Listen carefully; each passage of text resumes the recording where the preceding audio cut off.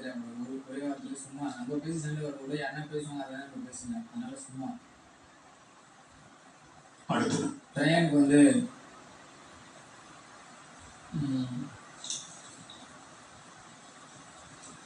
பேசினா பேசலாம், பேசுறதே ஒரு வேலையா இருக்குது. பேசினா தானே பேசுவோம். நம்மளா போய் என்னதுக்கு பேசணும்? நம்மளுக்கு தோன்றவங்கிட்ட பேசிக்கலாம். அதனால அவர் பேர் வந்து பேச்சுன்னு வச்சுருங்க. பேச்சு இல்லா பேச்சு.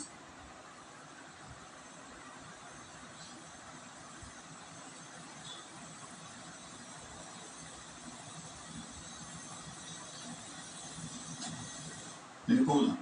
பவித்ரா அவர் சொல்லுங்க.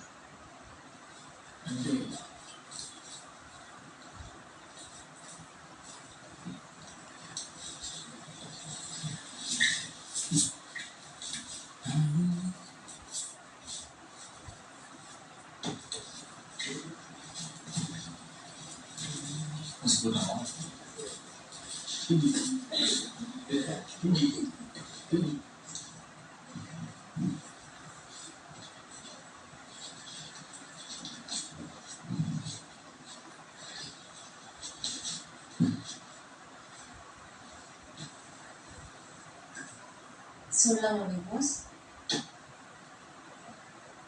சொல்லுங்க.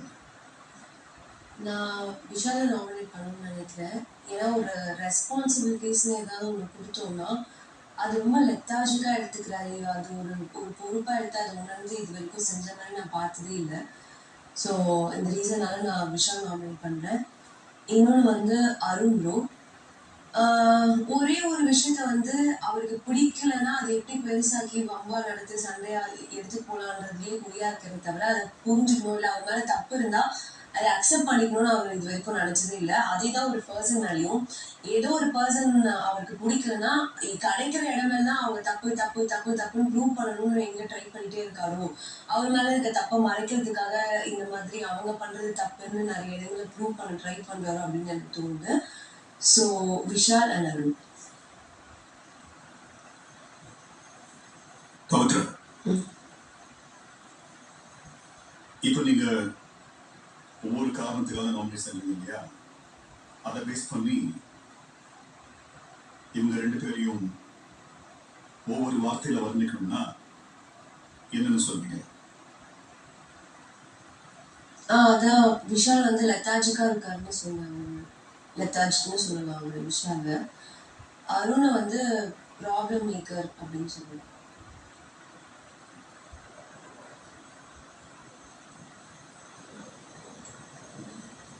வேற என்ன சொல்லுங்க? நீங்க போகலாம். தீபக் அவர் சொல்லுங்க.